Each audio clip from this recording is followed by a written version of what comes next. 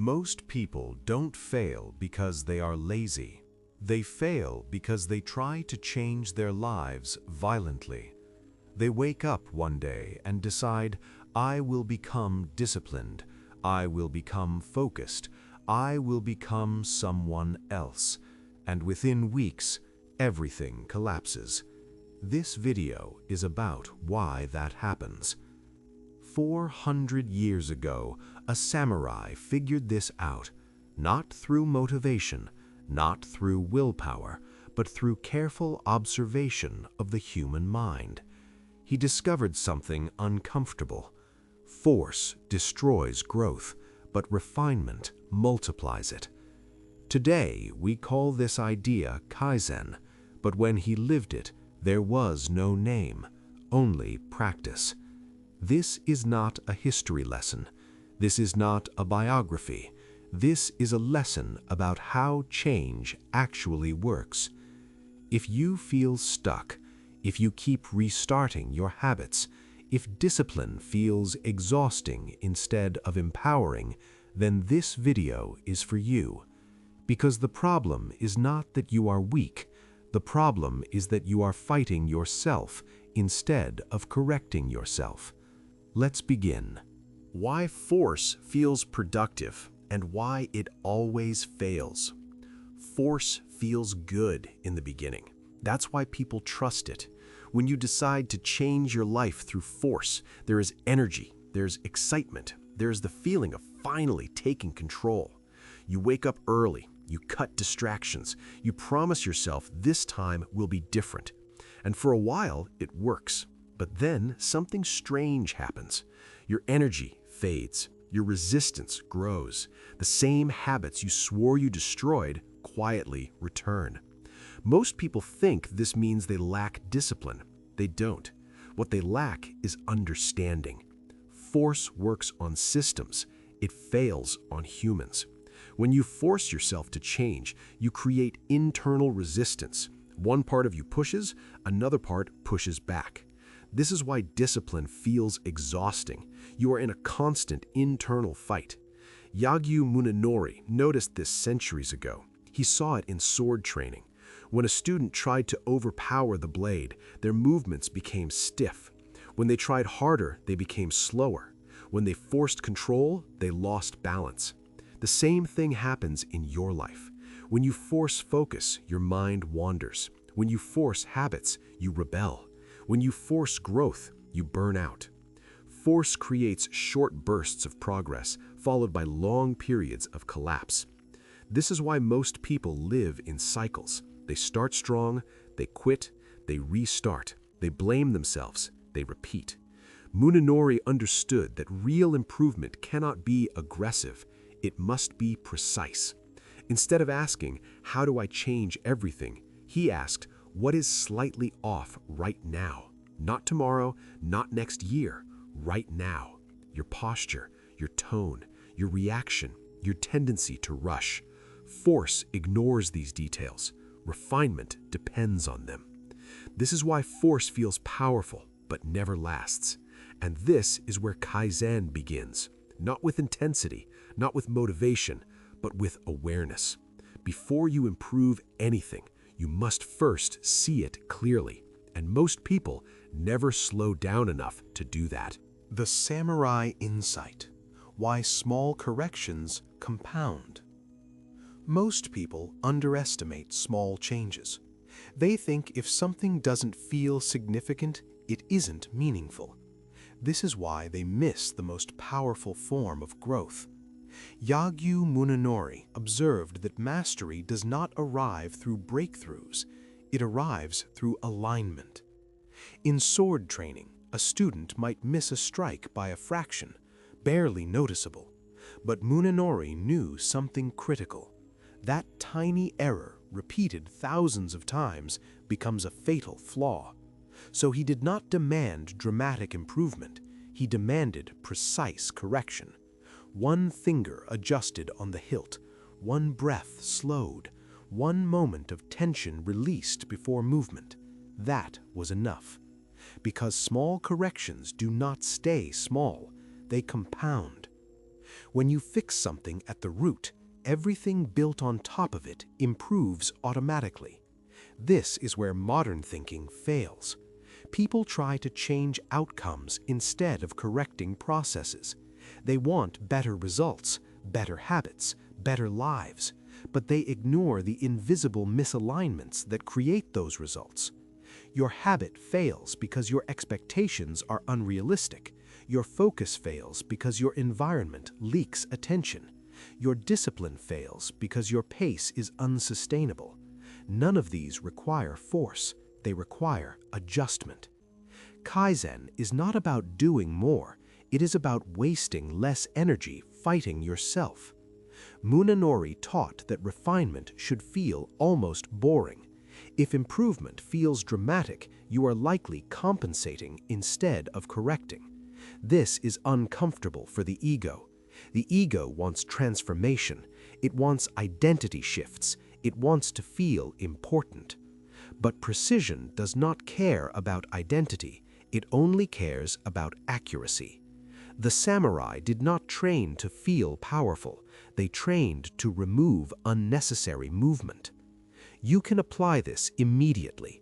Instead of asking, "How do I fix my life?" ask, "What is the smallest correction I can make today that reduces friction tomorrow?" One notification removed, one expectation lowered, one habit simplified. These changes feel insignificant. That's why they work, because they don't trigger resistance. They don't demand motivation. They quietly change the direction you're already moving.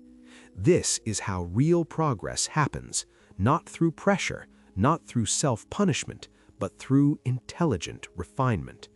And once you understand this, you stop chasing motivation and start building momentum. Why discipline feels hard when you're doing it wrong. Most people think discipline is supposed to feel hard. They believe struggle is proof that it's working. That belief alone destroys consistency. When discipline feels heavy, it's not because you're weak, it's because you're using force where precision is required. Yagyū Munenori saw this clearly in his students. The ones who clenched their jaw, tightened their shoulders, and tried to power through were always the first to exhaust themselves. They looked disciplined, they were not sustainable. The students who improved fastest looked almost relaxed, not lazy, not careless, just unnecessary tension removed. This is the misunderstanding. Discipline is not the act of forcing yourself to act. It is the act of removing what prevents action. Most people stack friction on top of their goals and then blame themselves for failing. They expect perfect focus in chaotic environments. They expect consistency with unrealistic schedules. They expect willpower to compensate for poor design. That's not discipline, that's self-conflict. Munenori taught that effort should feel clean. If movement feels strained, something is misaligned. He would say that when the sword feels heavy, the problem is not strength, it is grip. The same applies to your life. If discipline feels exhausting, your grip on the process is too tight. You are trying to control outcomes instead of refining inputs. Kaizen approaches discipline differently. It asks, what friction can I remove so action becomes natural? Not later, not someday, now. Fewer rules, clearer boundaries, simpler systems. Discipline should feel almost invisible, like gravity pulling you forward, not a chain dragging you behind. This is why people who lack discipline often thrive when their environment changes. Nothing about them changed, the friction did. Munenori understood that self-control is not about dominance over the self, it is about cooperation with it. When effort aligns with reality, discipline stops feeling like punishment and starts feeling like clarity. And that's when consistency becomes effortless. The life-giving way, improvement without self-destruction. Most people think improvement requires sacrifice. Sleep, peace, joy, their sense of ease. They believe growth must cost something, and usually the thing it costs is themselves. Yagyū Munenori rejected this idea completely. He saw that there are two ways to improve. One destroys the practitioner, the other strengthens them. The destructive path relies on pressure. It uses guilt as fuel. It treats rest as weakness and mistakes as moral failure. This path produces short bursts of progress followed by long periods of collapse. Munenori called this the death-giving way, not because it fails immediately, but because it slowly erodes the person walking it. The life-giving way is different. It does not ask, how much can I push today? It asks, what can I sustain indefinitely? This question changes everything. When improvement is life-giving, it does not compete with your well-being. It depends on it. You stop trying to overpower bad habits and start making them unnecessary. You stop punishing inconsistency and start designing for reality. Munenori taught that a blade kept too sharp will eventually chip. A mind kept under constant pressure does the same. This is why Kaizen emphasizes continuity over intensity. You don't improve by doing more. You improve by breaking less. Less self-hatred, less urgency, less unnecessary effort. This is uncomfortable in a culture obsessed with extremes. People want transformation stories. They want collapse and rebirth. They want drama. But life-giving improvement is quiet, almost invisible, and because of that, it actually lasts. Ask yourself this honestly. Is the way you're trying to improve making your life smaller or larger? If your process creates tension, resentment, or constant self-criticism, it is not refinement, it is erosion. The life-giving way feels calmer over time, not heavier, clearer, not tighter. This is how Munenori trained warriors who could remain sharp without burning out. And this is how real change survives long after motivation disappears. Precision over motivation. Why willpower is a trap. Most people wait for motivation. They think once they feel ready, change will happen naturally. That belief keeps them stuck. Motivation is unstable. It rises and falls with mood, energy, and circumstance. Building your life on it is like building on weather. Yagyū Munenori understood this long before psychology named it. He never trained warriors to rely on how they felt. He trained them to rely on alignment. When motivation disappeared, alignment remained. This is where modern self-improvement goes wrong. People try to overpower inconsistency with willpower. They push harder, they shame themselves, they double down, and each time motivation fades, they collapse again.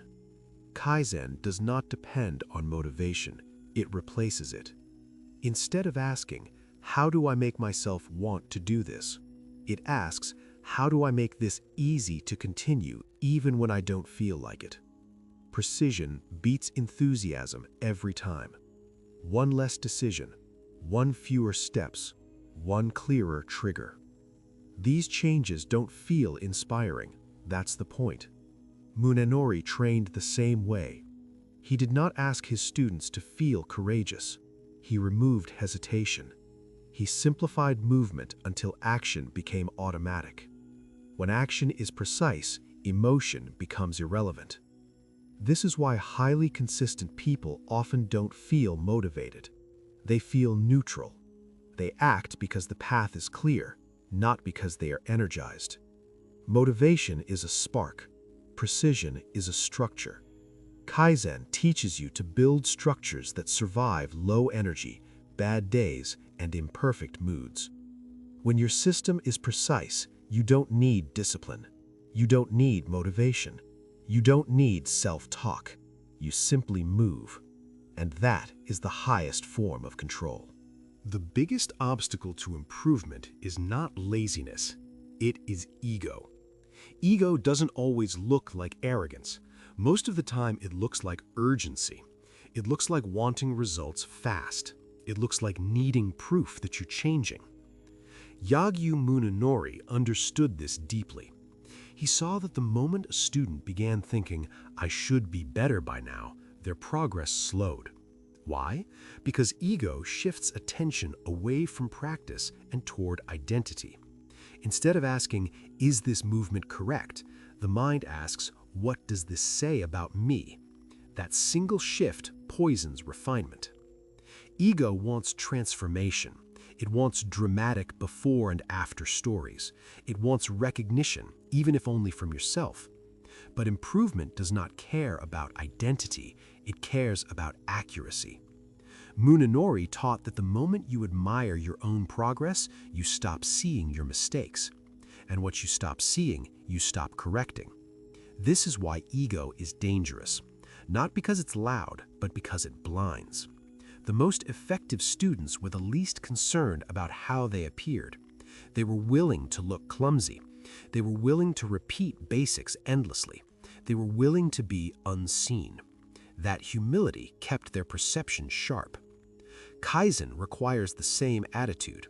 If you need to feel proud in order to continue, you will quit the moment pride disappears. If you need validation to improve, you've already tied your progress to instability. The goal is not to feel accomplished. The goal is to remain adjustable. Munenori taught that mastery is the ability to notice error without emotion. No shame, no frustration, just correction. This is what ego cannot tolerate, because ego wants to defend, not refine. When you drop the need to prove anything, progress accelerates. You stop asking, "How am I doing?" and start asking, "What is off?" That single question is enough to keep you improving for a lifetime. How to apply Kaizen without turning your life into self-control hell. Most people hear continuous improvement and immediately turn it into self-surveillance. They monitor everything. They optimize everything. They criticize everything. That is not Kaizen. That is anxiety disguised as discipline. Yagyū Munenori never treated improvement as self-control. He treated it as calibration. You don't control a compass, you adjust it. Kaizen begins when you stop asking, "How do I become better?" and start asking, "What is creating friction right now?" Friction is the signal, not failure. If a habit keeps breaking, the habit is not the problem. The structure around it is. If focus disappears, it's not because you're distracted, it's because something is leaking attention. Kaizen works by reducing friction, not increasing pressure. One habit, one environment, one expectation. That's it. Instead of forcing yourself to wake up earlier, ask why mornings feel heavy. Instead of forcing focus, ask what keeps interrupting it. Instead of forcing consistency, ask what makes quitting attractive. Then make the smallest possible adjustment. Not a new routine, not a new identity, an adjustment. Remove one obstacle, lower one requirement, simplify one step. Munenori taught that the best correction is the one that feels almost too small to matter because it doesn't provoke resistance, it doesn't trigger ego, it doesn't demand motivation. It just quietly changes the direction of effort. This is how Kaizen survives real life, not in perfect conditions, but in messy, distracted human ones. If improvement feels heavy, you're doing too much. Kaizen should feel light, almost unremarkable. If you can't maintain it on a bad day, it's not refinement, it's force. The goal is not to control yourself. The goal is to make progress the easiest option available. That's how improvement becomes permanent. Most people are not broken. They are just forcing change in the wrong direction. They push when they should adjust. They rush when they should refine. They punish when they should observe. Yagyū Munenori never tried to become extraordinary. He tried to become accurate. And that is why his teaching survived centuries. Kaizen is not a system, it is a posture toward life. It is the decision to stay awake instead of becoming dramatic, to correct instead of condemn, to refine instead of restart. You don't need a new identity. You don't need more motivation. You don't need to try harder. You need to notice more clearly. One habit, one reaction, one moment of unnecessary tension. Fix that, then tomorrow fix the next thing. This is how change compounds quietly. This is how discipline becomes effortless. This is how improvement stops hurting. Not by force, not by willpower, but by precision. If this way of thinking resonated with you, sit with it. Apply it gently. Let it work over time. Because the strongest changes are the ones no one notices at first, including you. That is the way of Kaizen. That is the life-giving path.